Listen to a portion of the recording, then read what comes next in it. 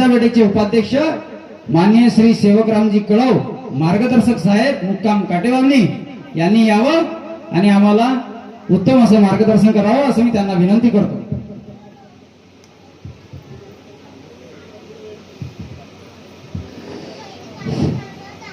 भगवत कृपा उपस्थित आहे. भगवंताला आणि बाबाला एकतेने प्रणाम करू. भगवान बाबा हनुमान जी को प्रणाम. महान त्यागी बाबा जुमदेव जी को प्रणाम. परमात्माए नमस्कार. भगवत प्राप्तीकरिता निष्काम कर्मयोग साधण्याकरिता परमपूज्य परमात्मा एक सेवक मंडळ वर्धमान नगर नागपूरच्या वतीने बाबांच्या आदेशाप्रमाणे आजचे 9वे समाप्तीचे हवन कार्य श्रीमाननीय विरुभाऊ सार्वे मुक्काम खापा यांच्या निवासस्थानी भगवत कार्याचे हवन कार्य समाप्त झाले आणि त्या अनुषंगाने भगवत कार्याच्या चर्चा बैठकीला सुरुवात झालेली आहे. आजच्या भगवत कार्यामध्ये सृष्टीचे निर्माता बुद्धीचे विधाता सर्वगुण संपन्न भगवान बाबा हनुमानजी उपस्थित आहेत. भगवंताला माझा प्रणाम.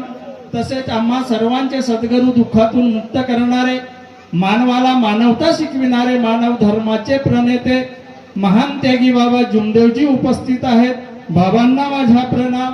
तसेच आम्हा सर्वांचे मातोश्री बाबांना वेळोवेळी सहकार्य करणाऱ्या वाराणसी आई धुबरीकर ह्या सुद्धा आजच्या भगवत कार्यामध्ये उपस्थित आहेत. आईंना माझा प्रणाम. त्याचप्रमाणे आजच्या भगवत कार्याप्रसंगी लावलेले आजच्या बैठकीचे अध्यक्ष श्रीमाननीय परमपूज्य परमात्मा एक सेवक मंडळाचे मार्गदर्शक श्रीमाननीय शंकरजी हेडाऊ साहेब मुक्काम नागपूर खरबी.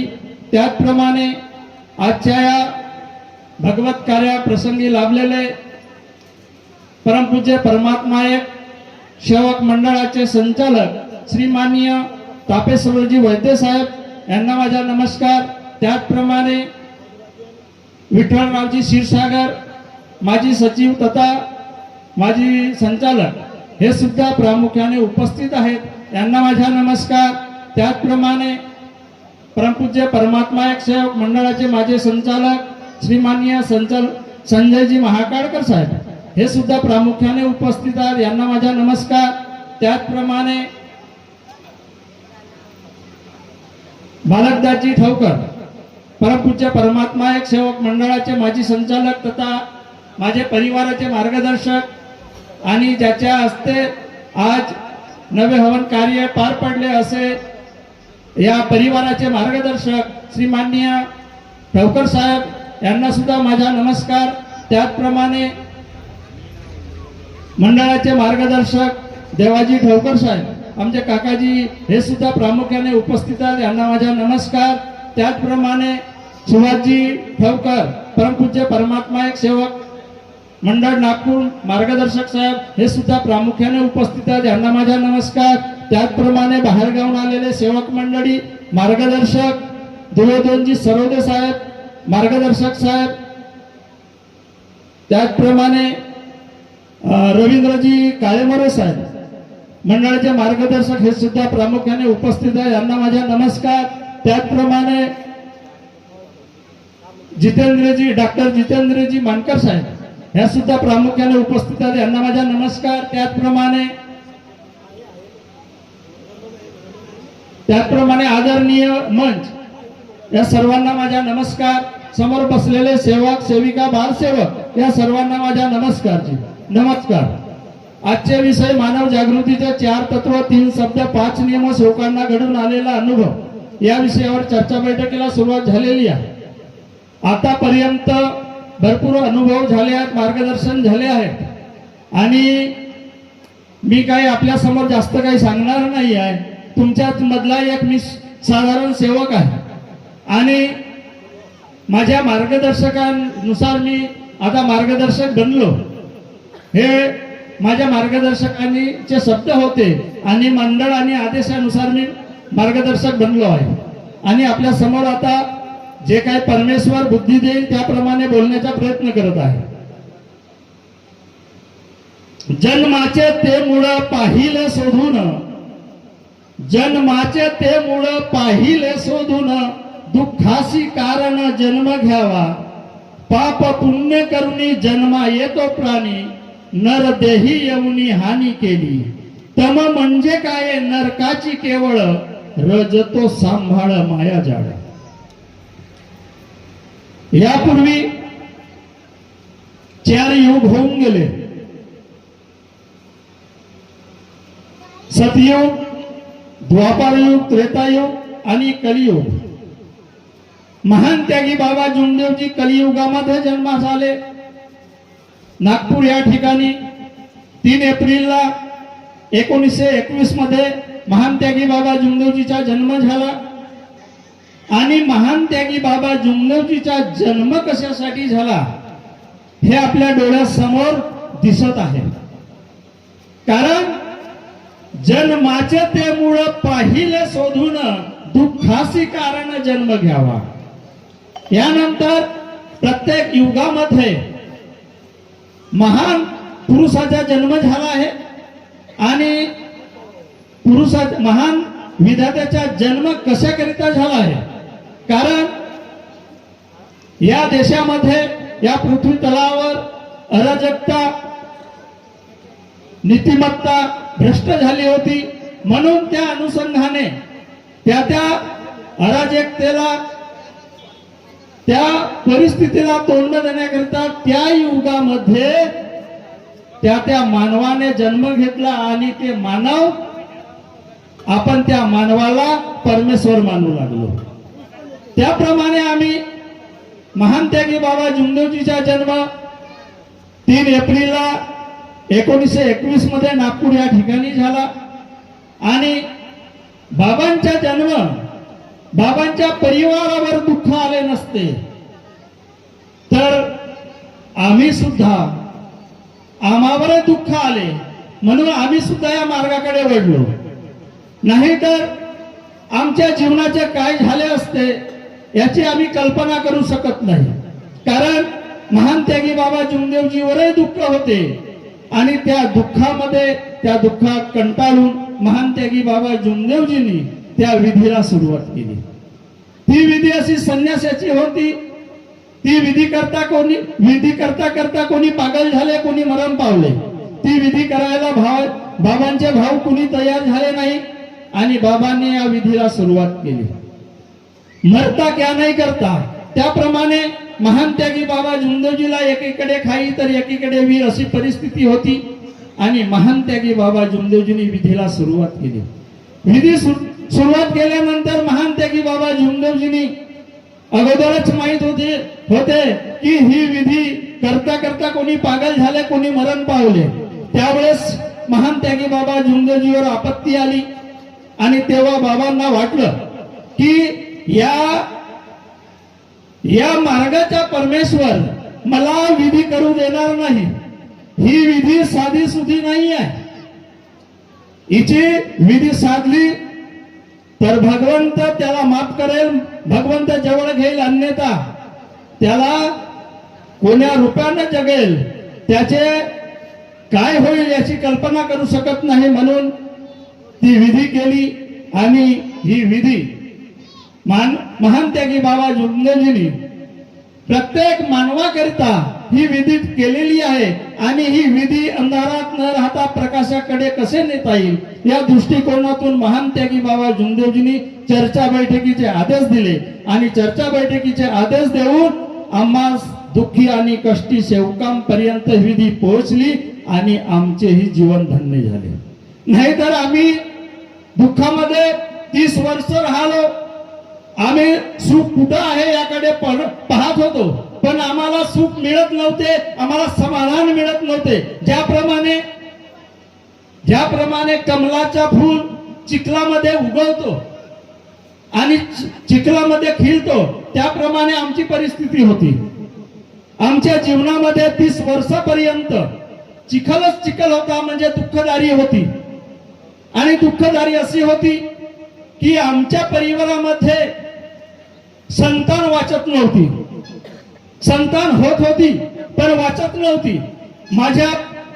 माझा जन्म झाला, माझ्या अगोदर माझ्या बहिणीचा जन्म झाला, जन्म होऊन माझ्या 2 महिने मरण पावल्या, त्याच्यानंतर माझ्या काकाच्या मुली सुद्धा वाचू शकल्या नाही. म्हणजे आमच्या घराण्यामध्ये मूल होत होते पण वाचतच नव्हते, अशी परिस्थिती मी आपल्या डोळ्यासमोर पाहिली. मी सुद्धा त्यातला एक सेवक आहे आणि माझा नाव सुद्धा सेवकराव आहे. त्यानंतर आम्ही मार्गाच्या येण्याच्या अगोदर भविष्यवाणी पाहिली, पंचांग म्हणतात त्यानुसार पाहिले आम्ही. तर त्या वेळेस पाहिल्यानंतर त्यांनी सांगितलं की तुमच्या त्या विधीनुसार, तुमच्या भविष्यवाणीनुसार तुमचं नाव बरोबर आहे, म्हणून तुम्हाला आजपर्यंत काहीच झालं नाही. तुम्हाला कधी भूत दिसले नाही, तुम्हाला काहीच निर्माण झालं नाही, भूतात्की झाली नाही, काहीच नाही. म्हणलं मी सत्य आहे, हे गोष्ट बरोबर आहे. मी कधी भूत पाहिले नाही, मी कधी काहीच पाहिलं नाही. मला आजपर्यंत, माझी वय आता 56 वर्षाची आहे, मी आजपर्यंत कधी भूत पाहिले नाही आणि बघितलं नाही आणि पाहणार बी नाही. माझ्यावर कधी दुःख आलेही नाही. मला दारू पिण्याचे व्यसन नव्हते, तंबाखू खाण्याचे नव्हते, खर्याचे नाही, काहीच नाही. पण माझी परिस्थिती अशी होती की ज्याप्रमाणे चिखलामध्ये कमल फुलतो त्याप्रमाणे होती. जिकडे पाहावा तिकडे परिस्थिती नाजूक होती, संतती वाचत नव्हती आणि संतती वाचत नसल्यामुळे आम्ही खूप प्रयत्न केला, जादू टोणा तरी केला, डॉक्टरकडे गेला, कितीतरी वैद्याने घर बांधण्याचा प्रयत्न केला, घर बांधून देतो म्हणून, पण तेही सफल झाले नाही. मी आपल्या डोळ्यासमोर बघितलाय. पण त्यानंतर काय झालं, 1995 मध्ये आमच्या गावचे पाटील साहेब मोटघरेजी, त्यांचं घर जळला, मोठी हवेली होती त्यांची, ते घर जळला आणि घर जळल्यानंतर त्यांनी पुष्कळसे प्रयत्न केले. आमच्या डोळ्यासमोरची गोष्ट आहे, आमच्या घराशेजारीच घर आहे, त्याचा घर जळला आणि त्यांनी प्रयत्न केला पण त्यांना योग मिळाला नाही. पण धन्य कृपा म्हणतात दुःख आल्यानंतर कोणी नाही कोणी आमच्या जवळ येतो आणि त्याचप्रमाणे तसंच घडले. ज्याप्रमाणे महान त्यागी बाबा जुमदेवजी दुःख होते आणि अनेक व्यक्ती बाबांच्या घरी येऊन गेले आणि त्यांनी हे विधी सांगितले. ती विधी त्या भगवंतानी त्या मानवाला पाठवलं असावं असंही म्हणायला काही हरकत नाही. त्याचप्रमाणे खापा येथील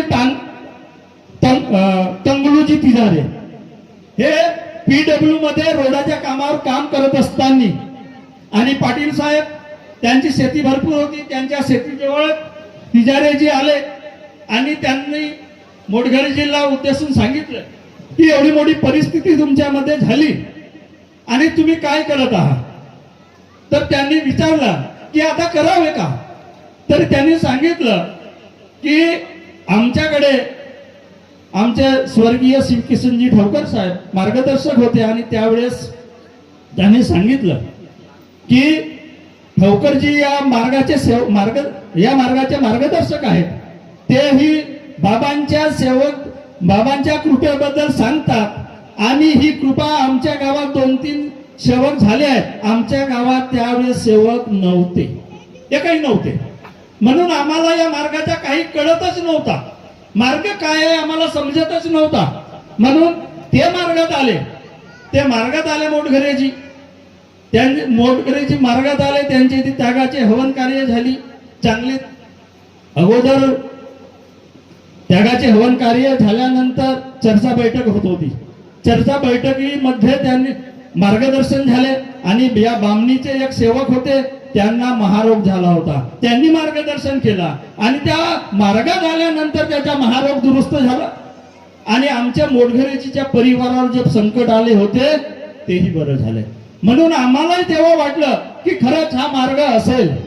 तेव्हा आम्ही मार्गाकडे वळलो. 1996 ला जानेवारी महिन्यामध्ये आम्ही मार्गात आलो. ठवकरजीने आम्हाला कार्य दिल्यानंतर 11 दिवसाचे कार्य दिलं. आम्हाला समाधान मिळाली. 21 दिवसाचे कार्य केलो आणि त्याच वर्षी आम्ही जुलै महिन्यामध्ये आम्ही त्यागाचे कार्य केलो. आम्हाला सुख समाधान मिळाली, पण आम्ही अभागी ठरलो की आम्हाला बाबाचा साथ मिळाला नाही. आम्ही अभागी ठरलो, पण आमच्या मार्गदर्शकाच्या मार्गदर्शनाने आम्हाला जे काही समजलं, त्या मार्गदर्शनाने आमच्या जीवनाचे सार्थक घडले आणि आम्हाला कळलं की हा मानव धर्म काय आहे, बाबांचा मार्ग काय आहे. तेव्हा कळलं, तेव्हापासून आम्ही सुख समाधानामध्ये जीवन जगत आहोत. म्हणून म्हटले आहे, कर्म तेरे सच्चे है, कर्म तेरे सच्चे है तो किस्मत तेरी दासी है. कर्म तेरे सच्चे है तो किस्मत तेरी दासी है. अगर नियत तेरी साफ है तो तेरे घर में मथुरा काशी है, तेरे घर में मथुरा काशी है. एवढेच बोलतो, आपल्या शब्दाला विराम देतो. सर्वांना माझा नमस्कार. नमस्कार.